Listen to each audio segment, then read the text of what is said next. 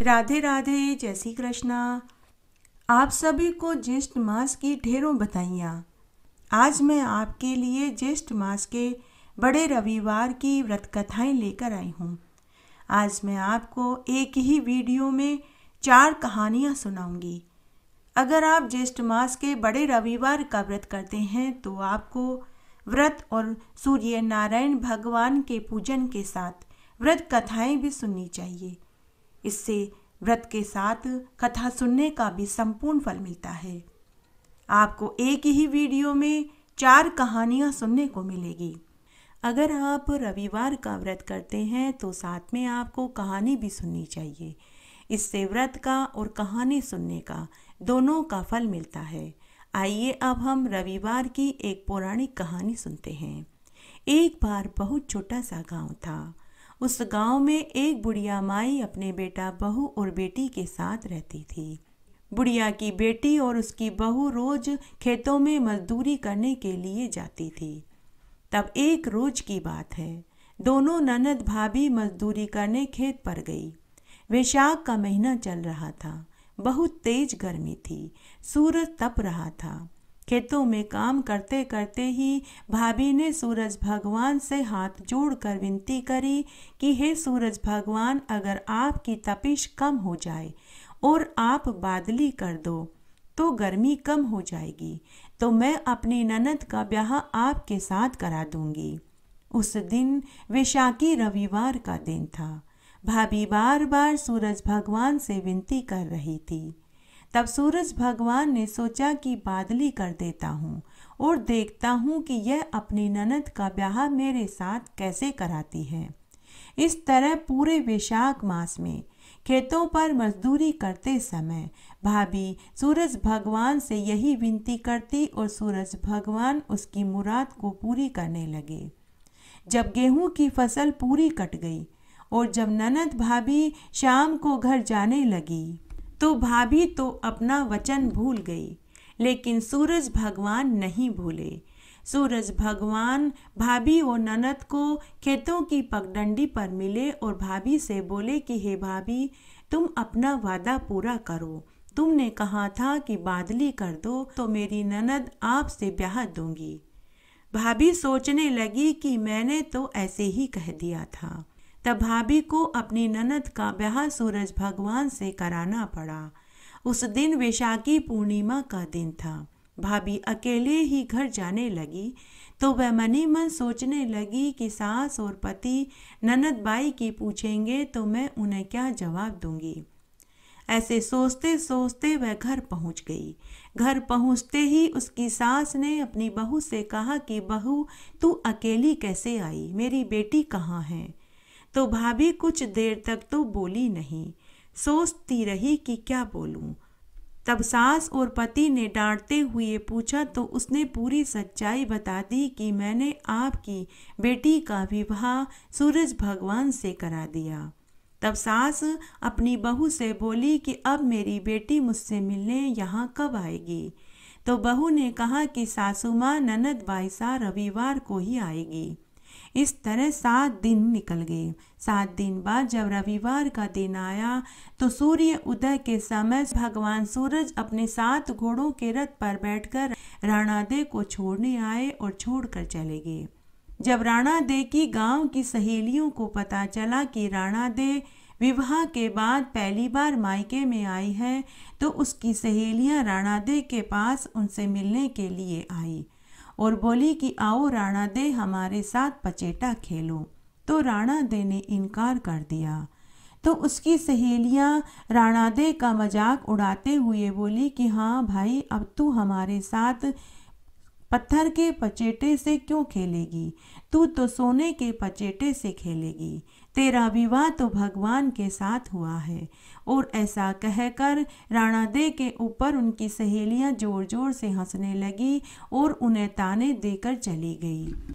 यह बात राणादे को चुभ गई। संध्या के समय भगवान सूरज अपने 7 घोड़ों के रथ पर बैठकर राणादे को लेने पहुंचे तो राणादे ने इनकार कर दिया कि हे भगवान, आप मेरे लिए सोने के पचेटे लेकर आओ, तभी मैं आपके साथ चलूंगी। तब दूसरे दिन सूरज भगवान ने एक बुढ़िया माई के साथ सोने के पचेटों की एक थैली राणा दे के लिए भिजवाई। लेकिन बीच रास्ते में ही उस बुढ़िया माई ने थैली खोल कर देख ली तो उसे स्वर्ण का लालच आ गया। उसने सोने के पचेटे निकालकर उसमें पत्थर के पचेटे रखे और साथ ही उसमें बबूल के कांटे डाल दिए। बुढ़िया माई राणा दे को थैली पकड़ाकर चली गई और बोली कि यह थैली सूरज भगवान ने भिजवाई है। राणा दे समझ गई कि सूरज भगवान ने उसके लिए सोने के पचेटे भिजवाए हैं। राणा दे ने अपनी सभी सहेलियों को अपने घर पचेटे खेलने के लिए बुलाया। सभी सहेलियों के सामने राणा दे ने थैली में से सोने के पचेटे निकालने चाहे तो उसके हाथ में कांटे चुभ गए और अंदर से पत्थर के पचेटे निकले। यह देखकर राणा दे की सहेलियां ताना देते हुए हंसते हुए वहां से चली गई। उस दिन राणा दे को सूरज भगवान पर बहुत क्रोध आया। संध्या के समय फिर से सूरज भगवान अपने 7 घोड़ों के रथ पर बैठकर राणा दे को लेने के लिए पहुंचे। लेकिन राणा दे को भवन में बैठी थी, उनके हाथ में कपड़े की पट्टी बंधी हुई थी। तब सूरज भगवान ने राणा दे से उनकी नाराजगी का कारण पूछा तो राणा दे ने सूरज भगवान से कहा कि हे स्वामी, अगर आपको सोने के पचेटे नहीं भिजवाने थे तो कोई बात नहीं, लेकिन थैली में आपने कांटे क्यों डाले? मेरे हाथ में कांटे चुभ गए हैं और मुझे बहुत पीड़ा हो रही है। फिर राणा दे ने सूरज नारायण भगवान को पूरी सच्चाई बताई। तब सूरज भगवान राणा दे से बोले कि हे प्रिय, मैंने सोने के पचेटे की थैली ही भिजवाई थी। लेकिन राणा दे को सूरज भगवान की बात पर विश्वास नहीं हुआ। तब सूरज भगवान ने अपने 7 घोड़ों को आदेश दिया कि सुबह से अब तक जो भी घटना घटित हुई वह राणा दे को अपनी आंखों से दिखाओ। तब सूरज भगवान के आदेश से 7 घोड़ों ने राणा दे को सुबह से शाम तक का सारा दृश्य दिखाया कि कैसे सूरज भगवान ने बुढ़िया माई को सोने के पचेटे की थैली दी थी और बीच रास्ते में बुढ़िया माई ने सोने के पचेटों को निकालकर पत्थर डाले और थैली में बबूल के कांटे डाले। यह सारा दृश्य घोड़ों ने दिखाया। यह देखने के बाद राणा दे की नाराजगी दूर हो गई। जब सूरज भगवान बुढ़िया माई को दंड देने लगे तो राणा दे ने उन्हें रोक दिया।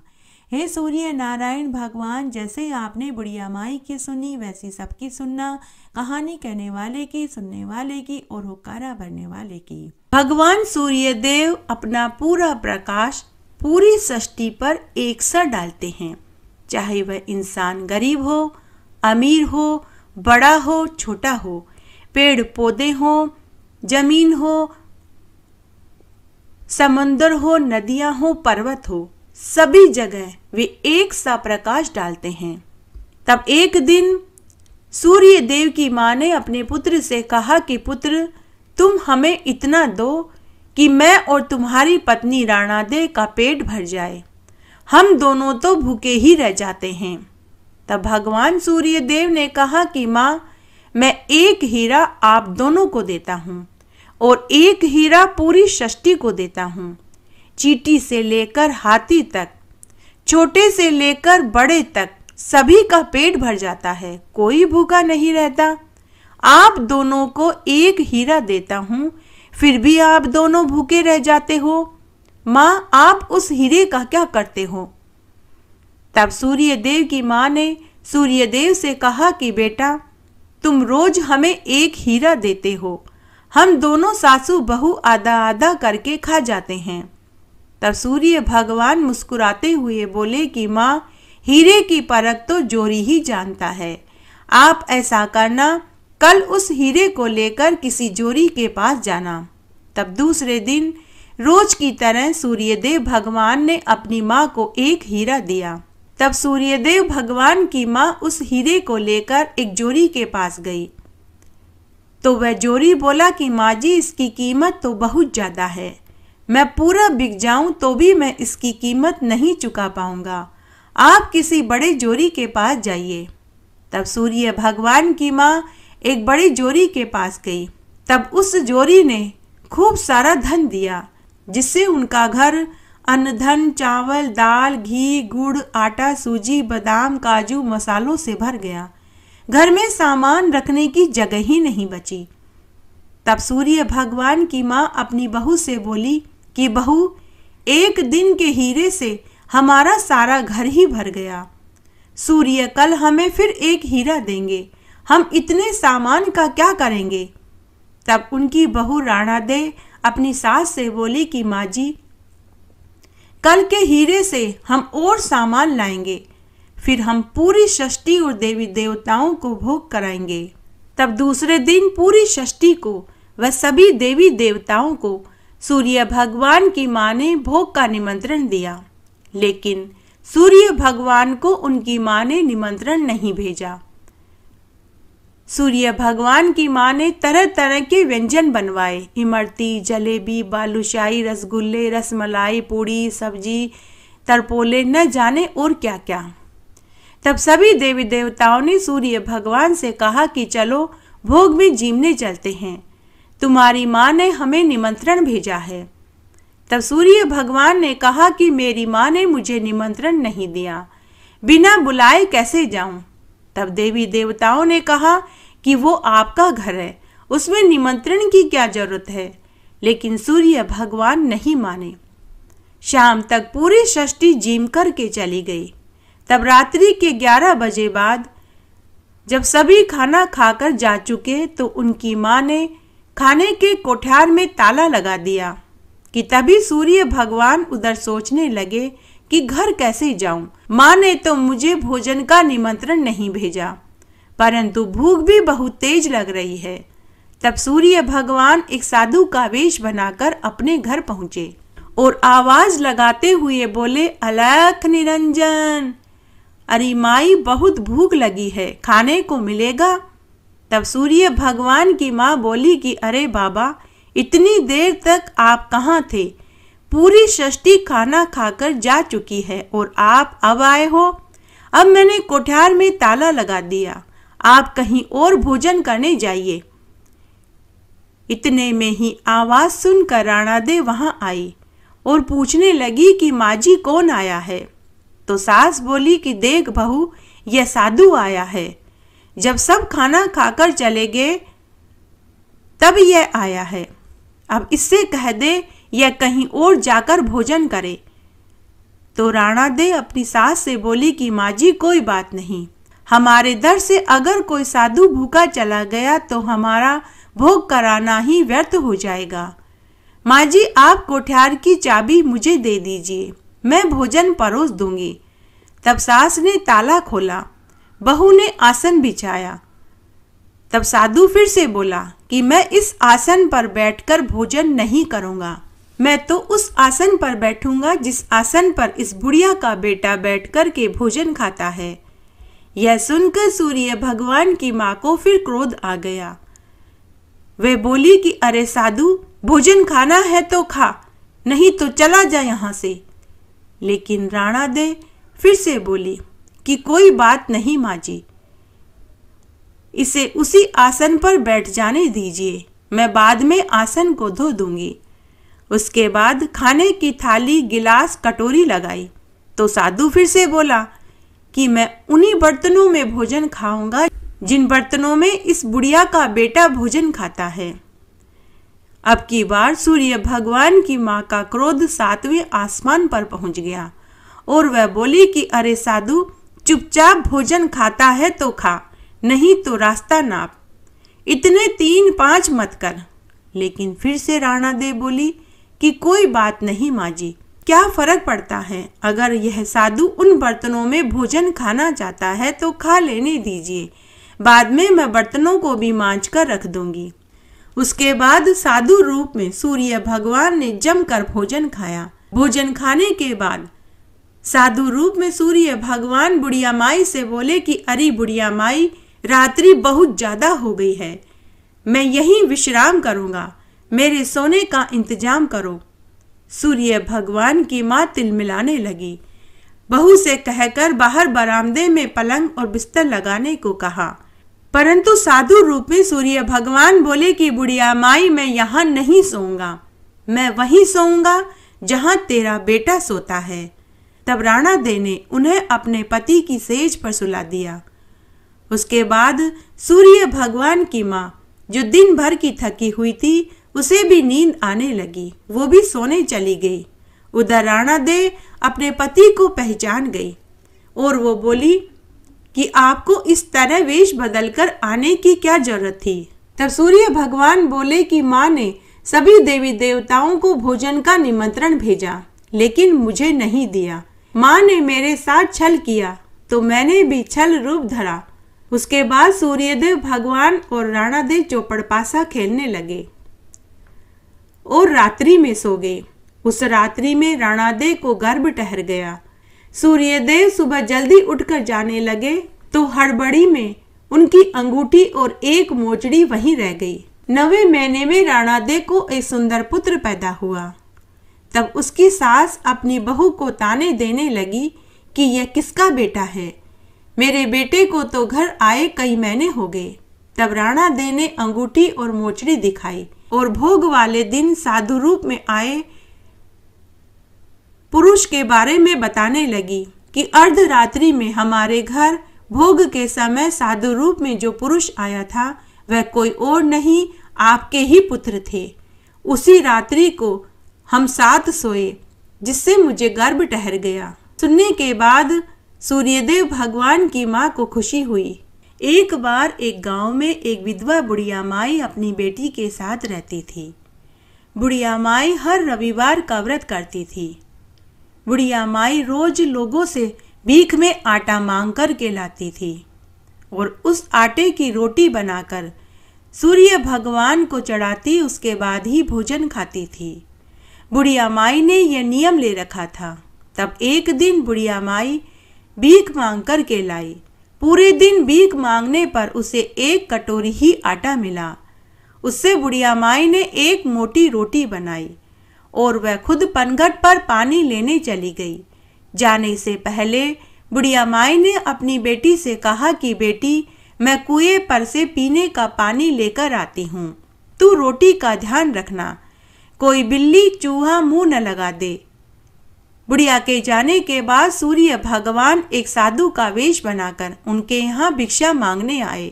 बुढ़िया की लड़की घर पर अकेली थी। उसने सोचा कि अगर साधु को रोटी नहीं दूंगी तो माँ डांटेगी। ऐसा सोचकर उसने उस मोटी रोटी का एक टुकड़ा तोड़कर साधु को दे दिया। जब बुढ़िया माई पानी लेकर आई और उसने रोटी का टुकड़ा टूटा हुआ देखा तो अपनी बेटी से पूछने लगी कि बता, इस रोटी को किसने झूठा किया। तो बुढ़िया की बेटी बोली कि माँ, तुम्हारे जाने के बाद एक साधु भिक्षा मांगने आया था, मैंने उसे रोटी का टुकड़ा तोड़कर दे दिया। यह सुनकर माँ को बहुत दुख हुआ कि रोटी झूठी हो गई। उसने अभी तक सूर्य भगवान को भोग भी नहीं लगाया। उस रात दोनों माँ बेटी ने भोजन भी नहीं खाया। दोनों माँ बेटी भूखी ही सो गई। उसी रात्रि को बुढ़िया माई मर गई। उसकी बेटी बहुत रोई। तब पड़ोसियों ने बुढ़िया माई का अंतिम संस्कार करवा दिया। अब उसकी लड़की लोगों के घरों से भीख मांग कर के खाने लगी। देखते ही देखते बुढ़िया की लड़की बड़ी हो गई। बड़ी होने पर वह बहुत सुंदर दिखाई देने लगी।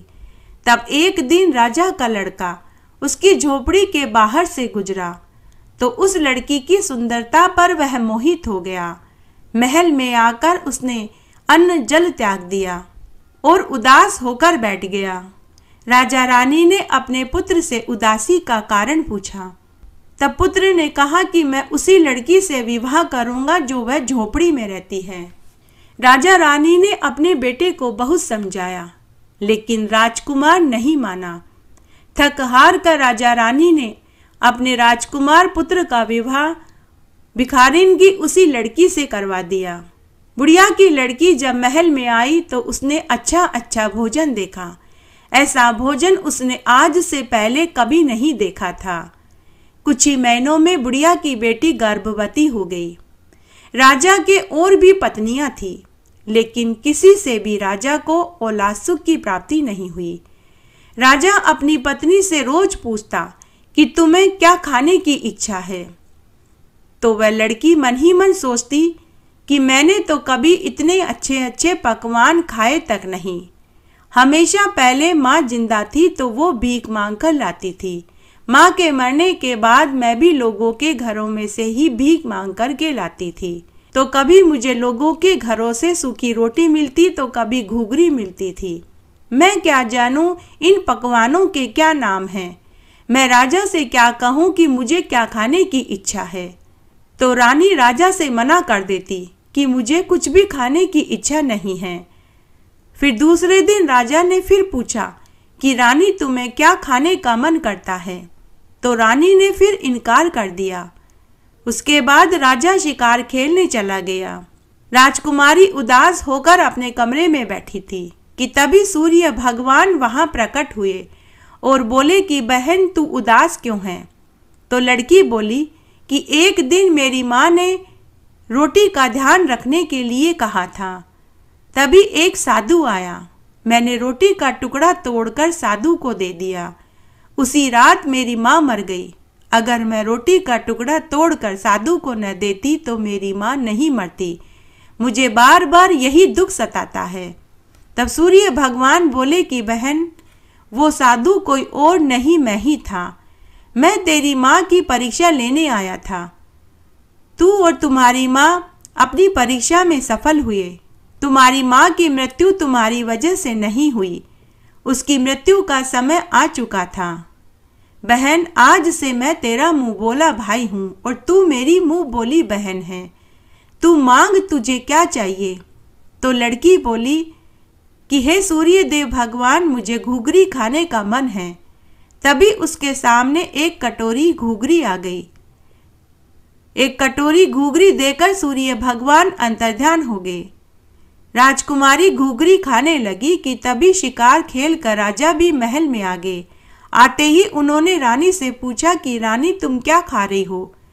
रानी ने घुघरी की कटोरी छुपाने की बहुत कोशिश करी। जैसे ही राजा ने कटोरी में देखा तो घुघरी सोने की हो गई। राजा ने कहा कि यह सोने की घुघरी कहाँ से आई। तो रानी ने कहा कि मेरे भाई भौजाई आए थे, वो ही देकर के गए हैं। राजा ने कहा कि तेरे भाई भौजाई तो बहुत पैसे वाले लगते हैं, कभी हमें भी तेरे भाई भौजाई से मिला। तो लड़की ने कहा कि जब मेरे पुत्र होगा तब मैं आपको मेरे भाई भौजाई से मिला दूंगी। फिर 9वें महीने में राजकुमारी को लड़का हो गया। जब लड़का 10 साल का हो गया तो राजा ने अपने बेटे से कहा कि बेटा तुम्हारे मामा मामी बहुत पैसे वाले हैं, लेकिन तुम्हारी माँ हमें कभी वहाँ लेकर नहीं जाती। तब बेटा अपनी माँ से जिद करने लगा कि माँ मैं अपने मामा मामी से मिलूँगा। तो राजकुमारी ने कहा कि बेटा मैं तुम्हारे मामा और मामी से पूछ कर के बताऊंगी। उसके बाद राजा शिकार खेलने चला गया और पुत्र सो गया। राजकुमारी फिर से उदास होकर बैठ गई कि तभी सूर्य भगवान वहां प्रकट हो गए और उदासी का कारण पूछने लगे। तो राजकुमारी सूर्य भगवान से बोली कि हे सूर्य देव भगवान मेरे पति और मेरा लड़का आपसे मिलना चाहते हैं, अब मैं उन्हें कहाँ मिलाऊं। तब सूर्य भगवान ने कहा कि बहन तुम उन्हें 1.25 प्रहर के लिए मेरे पास मिलाने ला सकती हो, लेकिन 1.25 प्रहर से ज़्यादा तुम वहाँ नहीं ठहर सकती। अगर 1.25 प्रहर से तुम ज़्यादा देर ठहरोगी तो मेरी और तुम्हारी दोनों की इज्जत चली जाएगी। तब लड़की सूर्य भगवान से बोली कि हे देव मैं उन्हें लेकर कहाँ आऊँ। तो सूर्य भगवान बोले कि जिस दिशा में सूर्य उगता है तुम उसी दिशा में अपने पति और पुत्र को लेकर चली आना, वहां तुम्हें मेरी नगरी दिखाई देगी। दूसरे दिन राजकुमारी अपने पति और पुत्र को लेकर रथ में बैठकर उस दिशा की ओर चल दी जिस दिशा में सूर्य उगता है। चलते चलते बहुत देर हो गई। तब राजा अपनी रानी से बोले कि हे रानी अभी और कितनी दूर चलना है। कि तभी एक सुंदर नगरी दिखाई दी। हाथी घोड़े ऊंट दिखाई दिए, सुंदर सोने का महल दिखाई दिया। तो राजकुमारी ने कहा कि वह जो सोने का महल है वही मेरे भाई भुजाई का घर है। सूर्य भगवान और उनकी पत्नी साधारण वेशभूषा में थे। उन्होंने उनका बहुत आदर सत्कार किया। 56 तरह के व्यंजन उनके सामने परोसे गए। थोड़ी ही देर में सवा प्रहर का समय बीत गया। राजकुमारी को अपने वादे के मुताबिक वहां से वापस जाना था। राजकुमारी ने अपने पति से कहा कि हे स्वामी, हमें वापस चलना होगा। तो राजा ने कहा कि हे प्रिय, अभी तो हम यहाँ 3-4 दिन और रुकेंगे। कौन सा ससुराल में हम रोज रोज आते हैं। लेकिन राजकुमारी को असलियत मालूम थी, तो उसने जिद पकड़ ली कि नहीं महाराज, हमें आज ही जाना होगा। मेरी बाईं आंख फड़क रही है। हमारे राज्य में कुछ अनहोनी होने वाली है। यह सुनकर राजा कुछ नहीं बोल पाए। सूर्य भगवान ने उन्हें खूब धन दौलत, ऊंट, हाथी, घोड़ा, रथ देकर विदा कर दिया। जब वे आधे रास्ते में आ गए तो राजा को याद आया कि उनकी सोने की तलवार तो वहीं रह गई। राजा ने राजकुमारी से कहा कि हे रानी, मेरे सोने की तलवार तुम्हारे भाई के घर ही रह गई है। चलो वापस चलकर तलवार लेकर आते हैं। लेकिन रानी ने मना कर दिया कि मेरे भाई ने इतना धन, सोना, चांदी उपहार में दिया है, हम दूसरी तलवार खरीद लेंगे। लेकिन राजा नहीं माने। तब रानी ने कहा कि आपको जाना है तो आप जाइए, मैं रथ और सामान के साथ पुत्र को लेकर महल जा रही हूँ। तब राजा एक सिपाही को लेकर वापस उसी जगह पर गए, लेकिन अब की बार वहां कुछ नहीं था। दूर दूर तक खाली मैदान पड़ा था। चील कौवे मंडरा रहे थे। घना बियावान जंगल था। दूर तक धूल भरी आंधी चल रही थी। यह देखकर राजा का माथा ठनका। तभी राजा को पेड़ के ऊपर उसकी तलवार लटकती हुई दिखाई दी। राजा ने अपनी तलवार ली और वापस महल में आ गए। आते ही रानी से पूछने लगे कि रानी, सच सच बताओ, तुम कौन हो? जादूगरनी हो या कोई टोने टोटकी जानती हो? जहां तुम अपना भाई का घर बता रही थी वहां तो जंगल ही जंगल था। तुम सच सच बताओ, नहीं तो इसी तलवार से तुम्हारी गर्दन काट दूंगा। तब राजकुमारी ने अपने पति को पूरी सच्चाई बताई और कहा कि मैं और मेरी माँ हर रविवार को सूर्य भगवान का व्रत करते थे। सूर्य भगवान ही मेरे भाई बनकर आए थे। लेकिन राजा को विश्वास नहीं हुआ। तभी वहां आकाशवाणी हुई। आकाशवाणी ने कहा कि हे राजन, यह रानी और इसकी माँ मेरी परम भक्त थी। वो हर रविवार का व्रत करती थी और मेरे नाम की रोटी निकालती थी और अलूना भोजन करती थी। मैं इसका भाई बनकर पग पग पर इसकी मदद करता हूँ। आकाशवाणी सुनकर राजा को अपनी गलती का एहसास हुआ। राजा ने सूर्यदेव भगवान से माफी मांगी। तब सूर्यदेव भगवान बोले कि हे राजा, अगर कोई सूर्य भगवान की रोज रोटी निकालता है और ये नियम लेता है और नियम नहीं तोड़ता, तो मैं उसकी पग पग पर मदद करता हूँ। भगवान सूर्यदेव अपना पूरा प्रकाश पूरी सृष्टि पर एक सा डालते हैं, चाहे वह इंसान गरीब हो, अमीर हो, बड़ा हो, छोटा हो, पेड़ पौधे हो, जमीन हो, समंदर हो, नदियां हो, पर्वत हो, सभी जगह वे एक सा प्रकाश डालते हैं।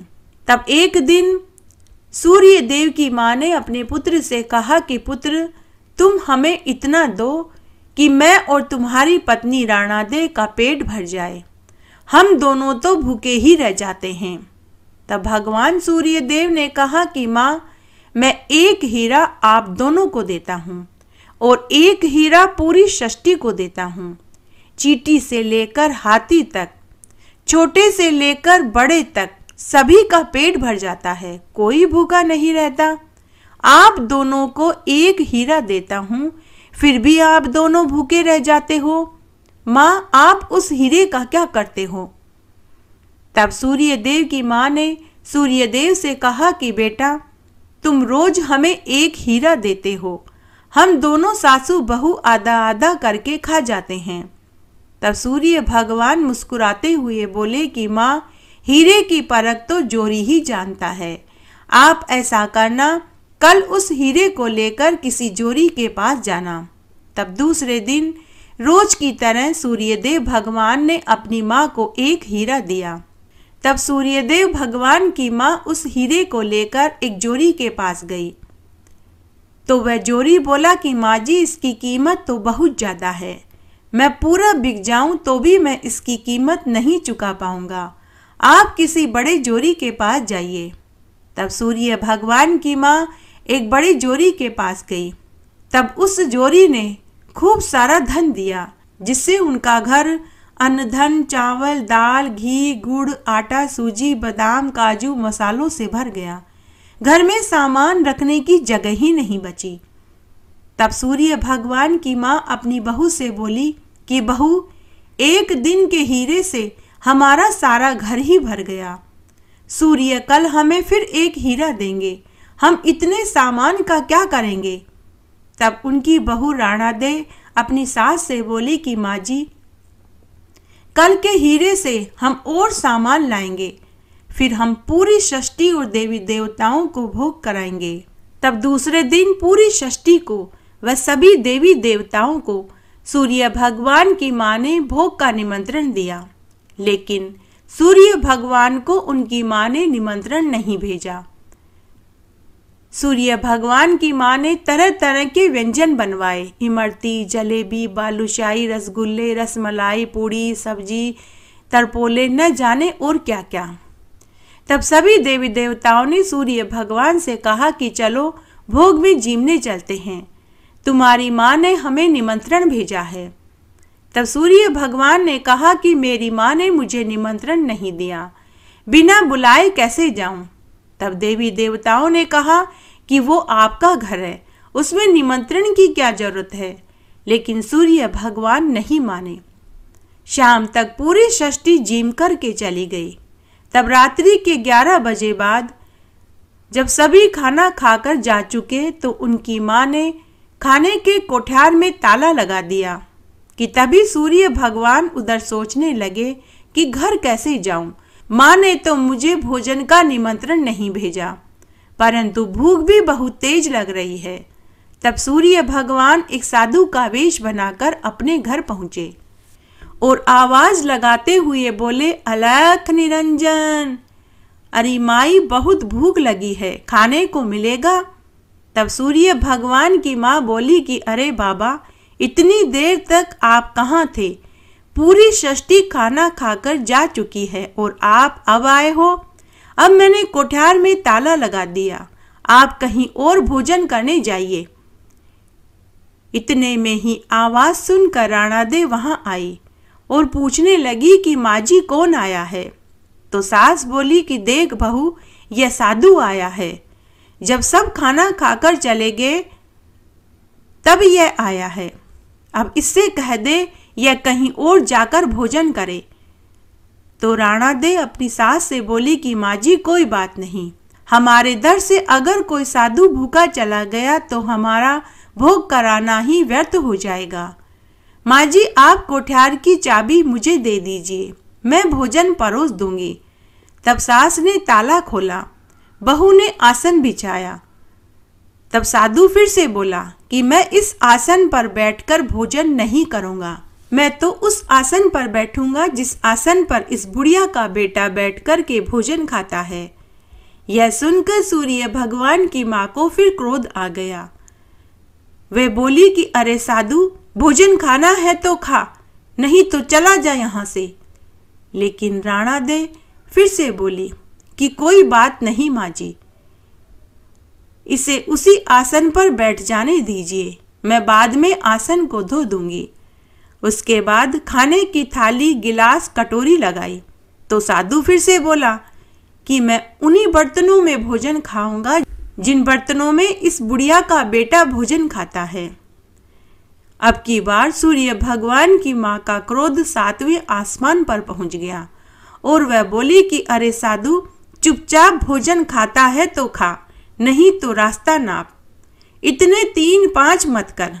लेकिन फिर से राणा दे बोली कि कोई बात नहीं माँ जी, क्या फर्क पड़ता है? अगर यह साधु उन बर्तनों में भोजन खाना चाहता है तो खा लेने दीजिए, बाद में मैं बर्तनों को भी मांज कर रख दूंगी।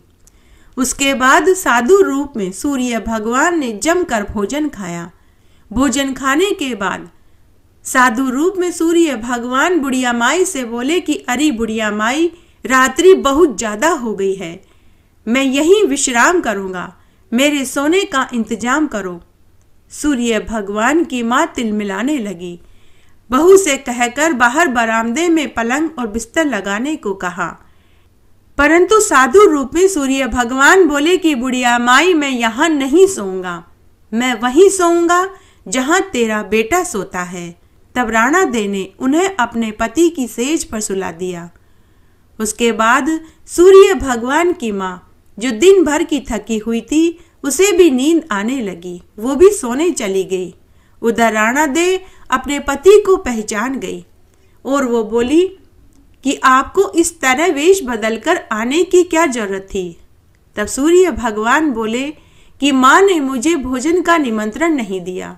माँ ने सभी देवी देवताओं को भोजन का निमंत्रण भेजा, लेकिन मुझे नहीं दिया। माँ ने मेरे साथ छल किया तो मैंने भी छल रूप धरा।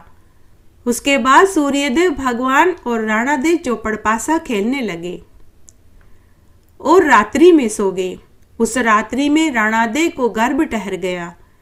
सूर्यदेव सुबह जल्दी उठकर जाने लगे तो हड़बड़ी में उनकी अंगूठी और एक मोचड़ी वहीं रह गई। 9वें महीने में राणादेव को एक सुंदर पुत्र पैदा हुआ। तब उसकी सास अपनी बहू को ताने देने लगी कि यह किसका बेटा है, मेरे बेटे को तो घर आए कई महीने हो गए। फिर राणा दे ने अपने पति की अंगूठी और मोचड़ी दिखाई कि अर्धरात्रि में हमारे घर भोग के समय साधु रूप में जो पुरुष आया था वह कोई और नहीं, आपके ही पुत्र थे। उसी रात्रि को हम साथ सोए, जिससे मुझे गर्भ ठहर गया। सुनने के बाद सूर्यदेव भगवान की माँ को खुशी हुई। एक बार एक गांव में एक विधवा बुढ़िया माई अपने बेटे के साथ रहती थी। बुढ़िया का बेटा जंगल से लकड़ियां काटकर लाता और बेचता था। साथ ही वह गांव के लोगों की गायें भी चराता था। बदले में उसे जो ग्वाली मिलती थी उन्हीं से उनका गुजर बसर चलता था। तब एक बार की बात है, बुढ़िया का बेटा कई महीनों से देख रहा था कि एक सुनहरे रंग की गाय उनकी गायों के साथ चरने आती है, लेकिन उसे उस गाय की चराई के पैसे नहीं मिले। उसने यह बात अपनी माँ को बताई कि माँ, मेरी गायों के साथ पिछले कुछ महीनों से एक सुनहरे रंग की गाय भी चरती है, लेकिन मुझे उस गाय की चराई के पैसे आज तक नहीं मिले। तो उसकी माँ ने कहा कि बेटा, कल शाम को जब सभी गायें अपने अपने घरों को जाए तब तू उस सुनहरी गाय के पीछे पीछे जाना। जिस घर में वह जाए वहाँ के मालिक से गाय की चराई के पैसे मांग लेना। बुढ़िया के बेटे ने ऐसा ही किया। दूसरे दिन शाम को बुढ़िया का बेटा सुनहरी गाय के पीछे पीछे चलने लगा। वह गाय चलते चलते बहुत दूर तक पहुंच गई। फिर वह सुनहरी गाय एक बहुत सुंदर महल नुमा मकान के भीतर चली गई। ग्वाला वहीं बाहर बैठ गया। रात्रि में जब पहरेदार मुख्य दरवाजा बंद करने आया तो उसने पूछा कि अरे भाई, तुम कौन हो और यहाँ क्यों बैठे हो? तो बुढ़िया का बेटा बोला कि मैंने आपके घर की गाय पिछले 6-7 महीनों से चरा रहा हूँ, लेकिन मुझे अब तक चराई के पैसे नहीं मिले। तब पहरेदार ने यह बात दासी को बताई। दासी ने यह बात राणादे से कही। तब राणादे ने दासी से कहा कि एक थाल में ज्वार और बाजरी भरकर उसे दे दो। तब दासी ने एक थाल ज्वार और बाजरी भरकर बुढ़िया के लड़के को दे दी। बुढ़िया के लड़के के पास एक गमछा था। उसने ज्वार और बाजरी गमछे में ले ली और पोटली कंधे पर लटकाकर घर की ओर चल पड़ा। पूरे रास्ते वह गुस्सा होते हुए चल रहा था कि इतनी दूर मैं ग्वाली लेने आया और मुझे क्या मिला? ज्वार और बाजरी। तब उसने वह ज्वार और बाजरी वहीं फेंक दी और घर आ गया और सो गया। दूसरे दिन माँ सुबह जल्दी उठी। उसने बेटे के गमछे को देखा तो वह जगमग हो रहा था। बुढ़िया माई ने गमछा उठाया तो उसमें ज्वार और बाजरी चिपके हुए थे, जो सोने में बदल गए थे वे ही चमक रहे थे। माँ ने अपने बेटे को जगा कर के दिखाया तो बेटे का माथा ठनका। बेटे ने अपनी माँ को रात्रि वाली पूरी बात बताई। तब माँ ने कहा कि बेटा, जहाँ तुमने ज्वार और बाजरी गिराई थी तुम अभी जाओ और उसे समेट कर लेकर आओ।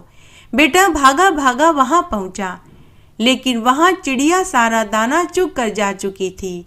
वह दुखी मन से घर आया और बोला कि माँ, मेरी किस्मत में गमछे में चिपके हुए ये कुछ ज्वार और बाजरी के सोने के दाने ही हैं।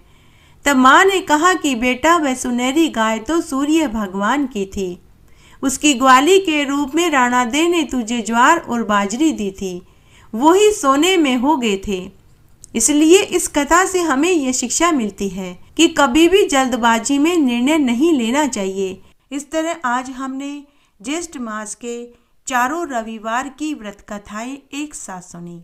आशा करती हूँ आपको इन कहानियों को सुनने का संपूर्ण फल प्राप्त होगा। मेरे साथ बने रहने के लिए आपका धन्यवाद।